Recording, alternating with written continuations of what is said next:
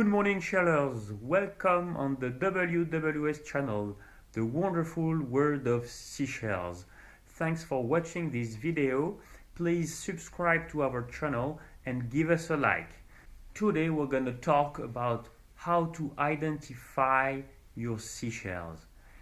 You were thousands posting on my forum and asking how to identify your seashells.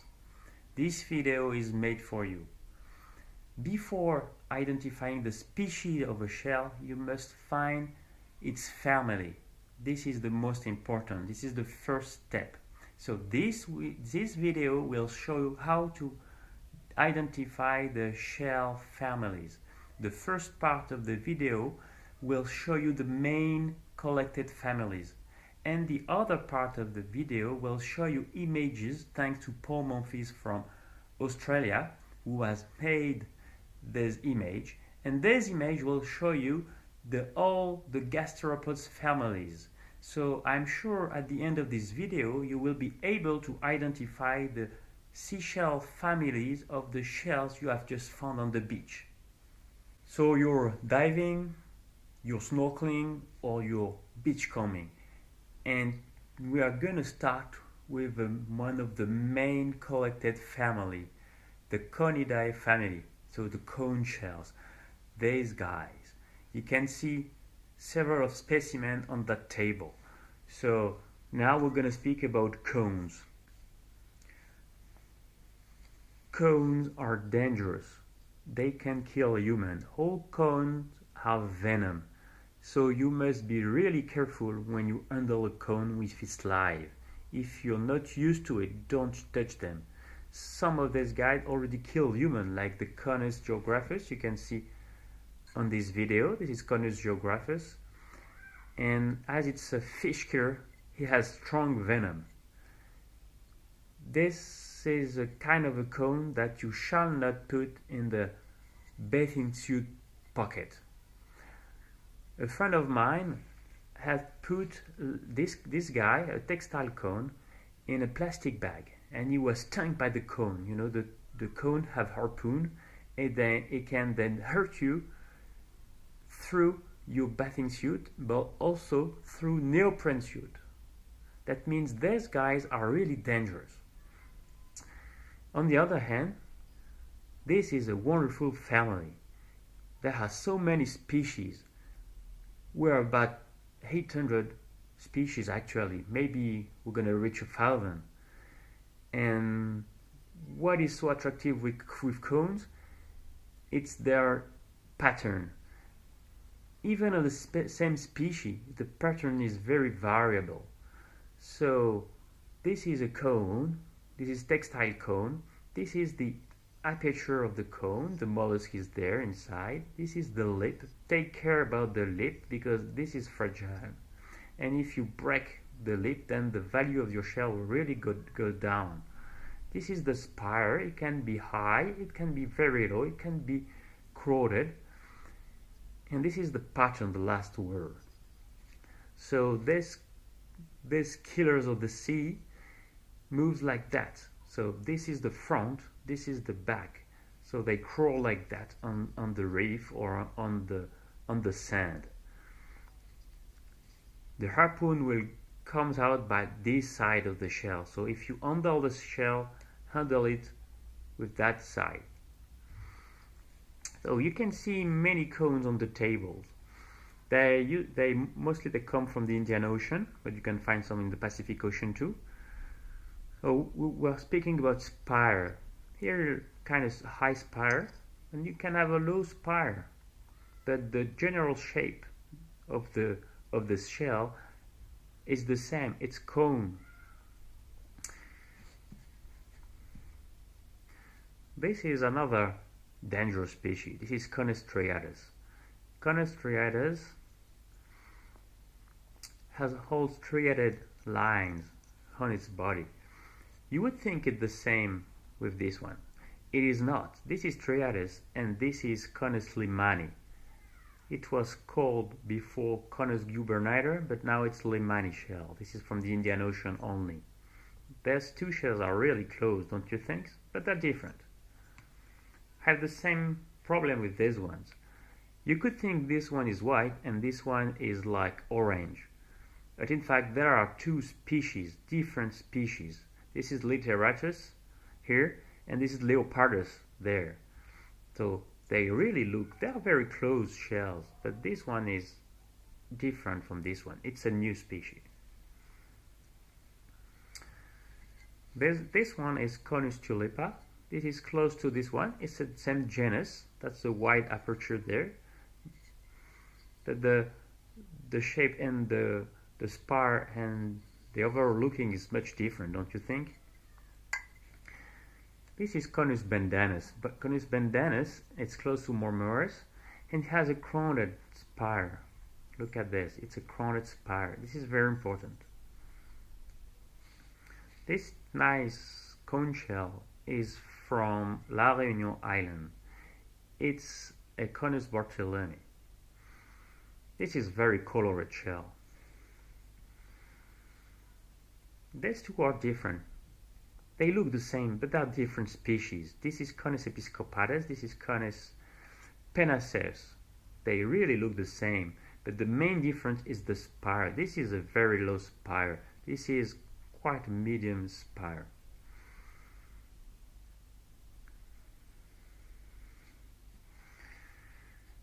I'm sure you're asking yourself why some are like clean and shining and there's two ones are not.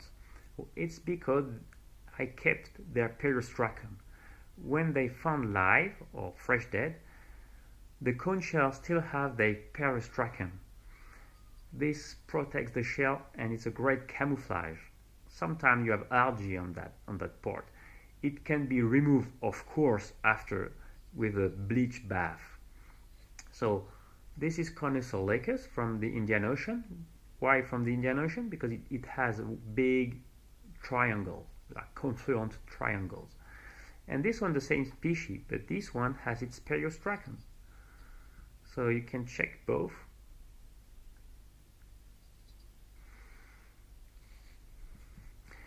And it's the same case with these ones.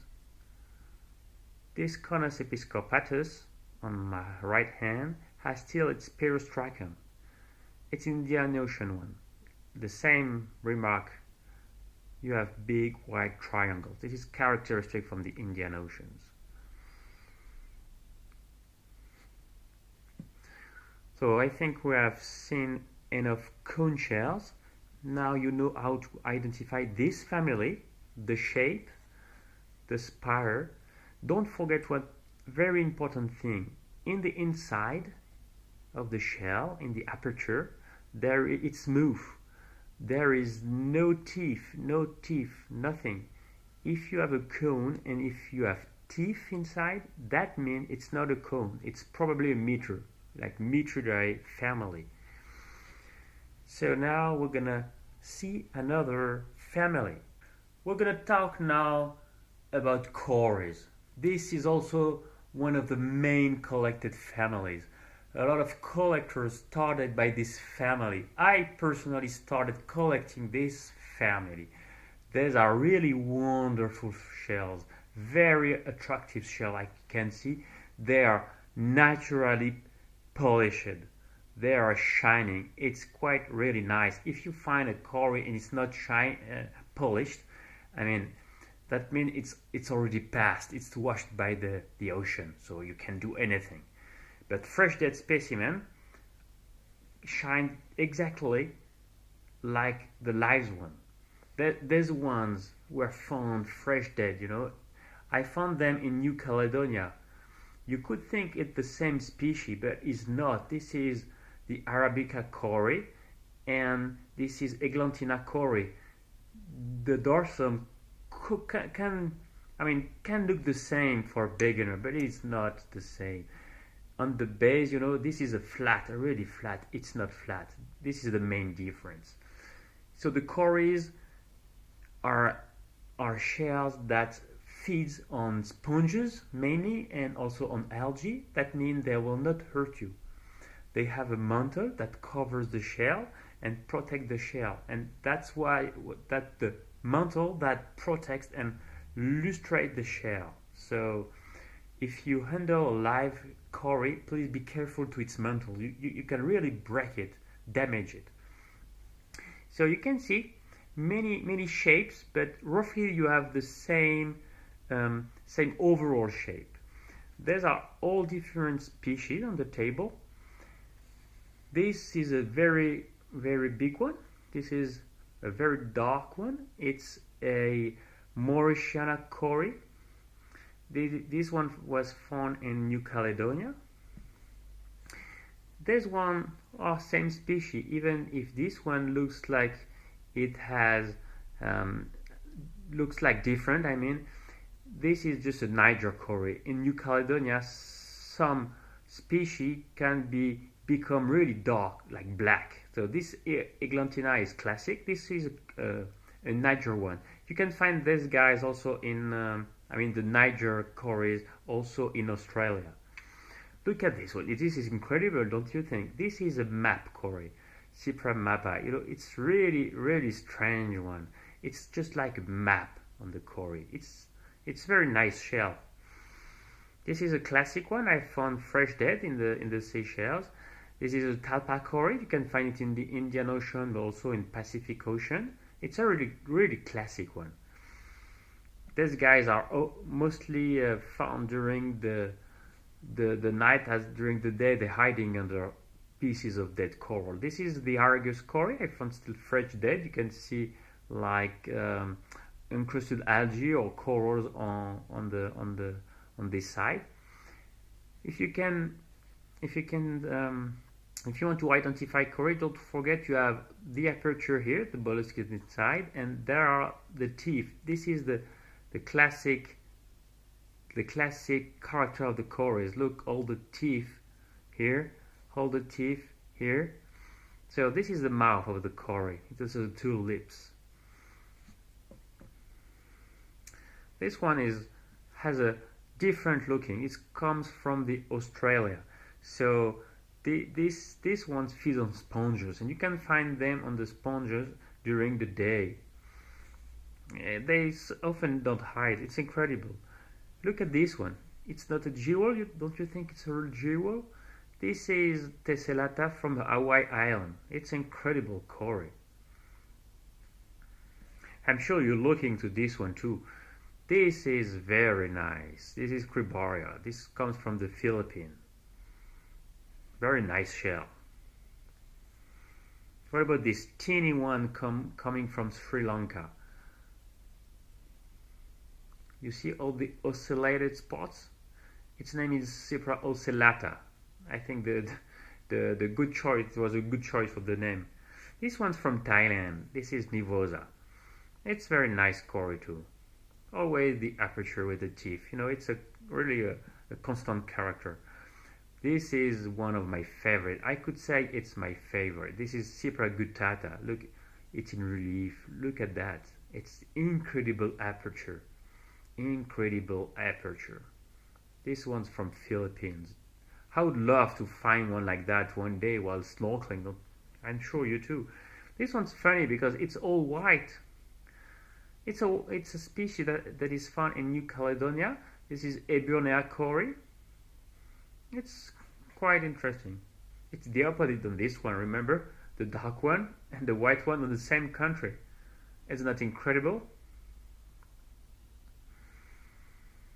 This is another cowrie that is found in the Philippines. This is Porter's cowrie, Cypraea porteri. It's a quite a nice species too. And of course, this one, the last one, the big one. This is maybe one of the most known species in the world. Why? Because you can find them in any tourist shops in the world. So I think this is an over-collected species, unfortunately. This one was from fresh dead too. You can have scars on the shell. It's quite a nice cowrie. This is quite common. It can be found during the day and during the night. That may be why it's so easy to spot, and the size, of course.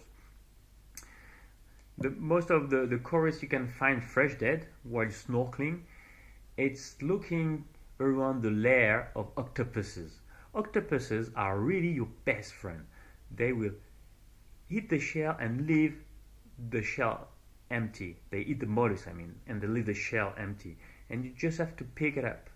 So don't kill octopuses. Please don't kill octopuses. They are your best friends. So we have seen the cowrie, we have seen the cones. Now we're gonna change family again. So now we're gonna talk about another family. This is the Strombus family, the Strombidae family. This is the big family too, and I will be quite fast as it's really easy to identify family. You can see on the table different kind of seashell from that family. You have mostly Lambis and Strombus. There's kind of shells are often offered in the tourist shop too, like the tiger cories, and I'm sure you have seen them before. This gallus, this is a gallus. This thanks to the octopuses for this, because I found all my gallus in the Martinique, and they were given by the octopuses. So this is a really nice shell. Look at the shape. It's really nice. They usually live on grass fields and also on sandy parts of the lagoon. Usually they're not very deep water species. It's shallow water.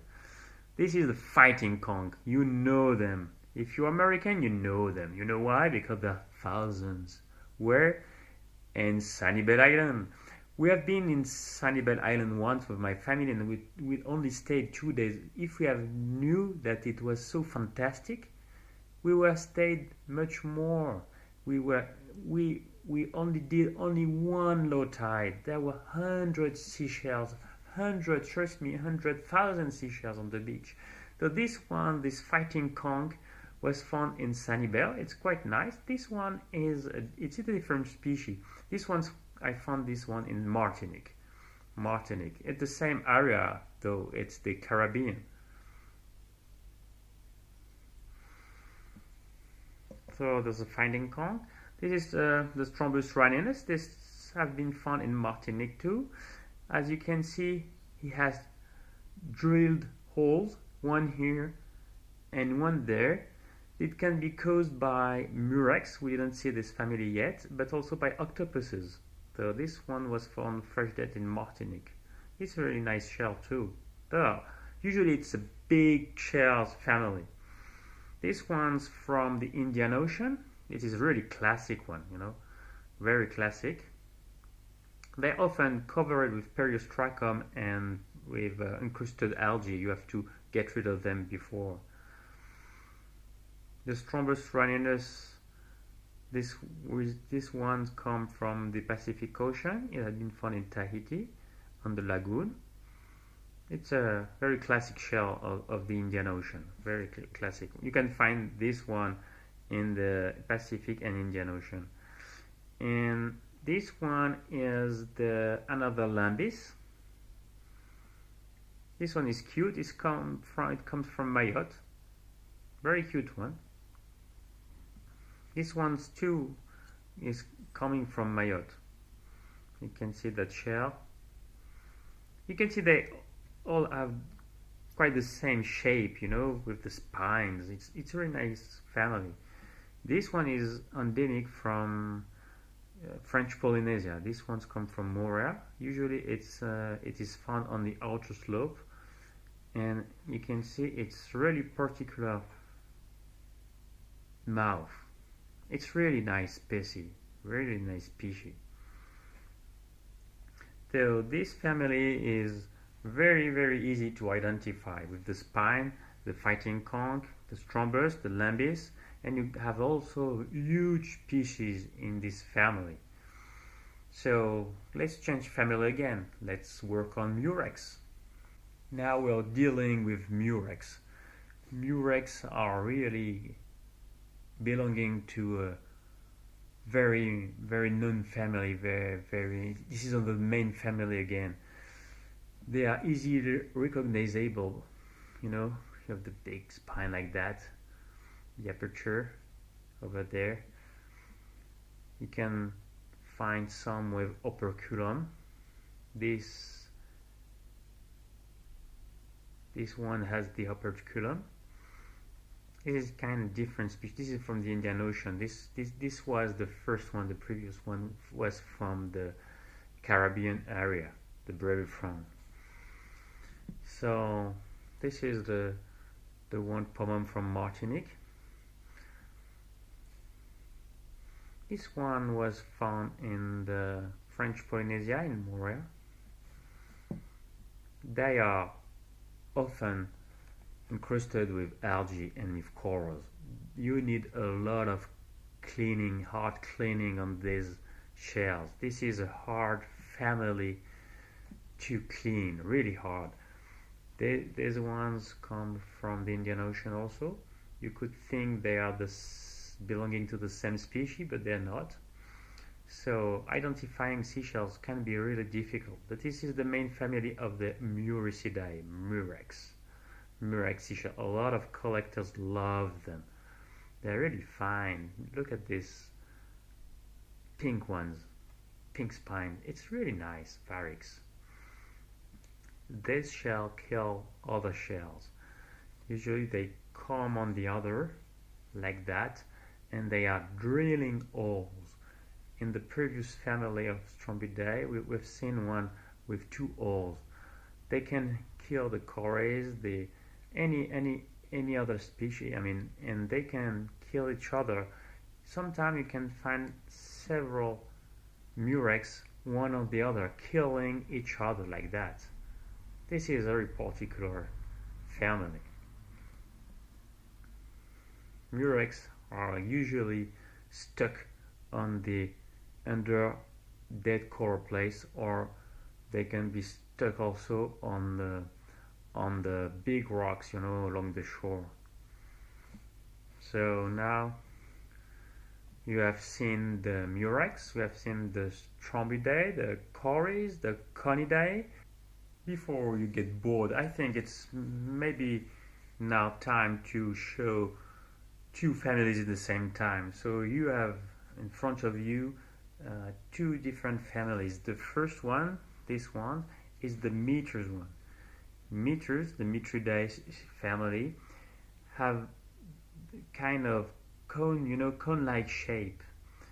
If you remember, when we were talking about cones, I told you there are no teeth in the aperture of the cone, and I said if you have a cone and you have teeth inside, it's not a cone, it's a meter. This is a meter, and you can see, let me show to the camera, you can see the teeth inside. This is the classic meter you can find worldwide.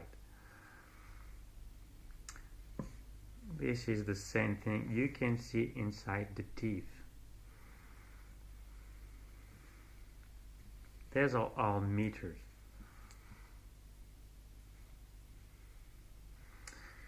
Next to these meters, you can find much more elongate shells. This is Terribridae shells. They are often confused with cones. Most of people finding this kind of shell usually think it's cone. It's not a cone, it's Terribridae. This is Terribra shell too. This is the big crenulata. This was found in the Pacific Ocean, like this one. All these 3 come from the Pacific Ocean. The shape, you can see the shape is quite the same. They have the same shape. There's 2 families. These 2 families are shells that are hidden during the day under the sand. I mean, they all are sand dwellers. You can find them by following tracks that they leave on the sand, and there you will find the shell to one side of the tracks. So these are sand dwellers. Like the Cowries, I mean, like the Murex, you don't risk anything touching these shells. They are not cones, so they won't injure any diver who would manipulate these shells. So we have seen now 2 more families. Let's go on and changing for two new families. Let's deal now with the next two families, the Conidae and the Harpidae. So the Conidae, usually they can be really big. This will be difficult to show, on the other camera. So you can see this one. This is really big specimen, huh? So these shells are also sand dwellers. These ones always had the same big lip. This is really common. This is classic for this family.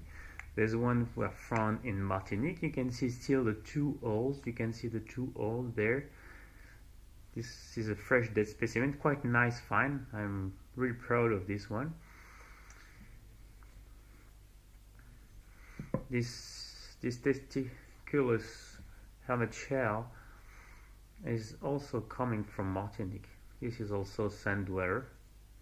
You have to know that the Conidae family, all the species are feeding on sea urchins. It's incredible, don't you think? They're killing sea urchins. Next to this family, we can find another sand-dwelling family, the Harpidae. Harpidae are crawling on the sand like that during the night, and they are very hard to observe. One thing which is really important, if you touch the mollusk, it will it will cut itself like the lizard and give you part of the mollusk. It's one of the rare species that can really cut part of it. They know they're gonna be eaten, so they say, hey guy, let me go away, just I give you part of myself. Don't you think it's incredible? Some Cowries does that. The Turrids group, I've seen that on the Turrids group too. So Harpidae are just like the cassis, the Conidae family, sand dwellers. They come only at night. They feeding at night. So there were two more families. Let's continue. Here we are again. So I would like to show you Volutidae, Volutes shell. This is one I found in Venezuela. This is also a sand dweller species. There's ones you can see here. Let me move the box. These were found in Martinique. This one, and this one. This is still from the Venezuela. The Volutta musica species is quite a nice species. Usually it's found during the daytime, but it's only also found during the night.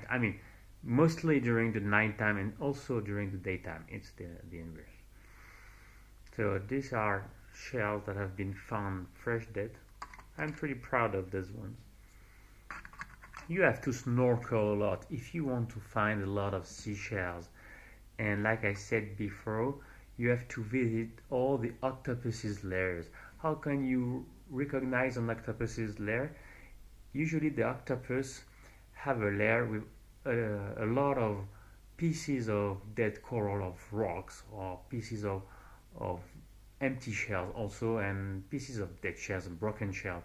And you can see around the hole any kind of seashell. So it's easily to spot. If you find an amount of empiled dead rocks or dead pieces of coral and shells, that's an octopus's lair. Just look around and you'll find this. All the specimens were found dead. This is the box of fresh dead specimens from Martinique, So you can find a lot of things when you're snorkeling. I snorkeled a lot in Martinique. So this is the volute. Of course, the other specimens on this box are not volute. Volutes were only these ones, okay? There's one, the Musica ones. So let's now talk about the last family. So the last family for today, because I think you're starting to get bored. You say this French man with his horrible accent is speaking from maybe 30 minutes, and I'm really tired. I want to stop and go to bed. So just before going to bed, let me talk about this last family. There are olives. We could say it's between a cone and between a cowrie. I mean, it's polished like a cowrie, but it has the shape of the cone. The aperture like the cone, you know, on the right side, and you have like teeth in here, but not in the middle with all that many teeth that the cowrie has. So this one is from Miniacea from the New Caledonia. This is also a sand dweller, and you can find them following their tracks on the sand, just like the meteors and the Turrids family. This is a cowrie. This is another one, still from New Caledonia. So you can compare. This is an olive.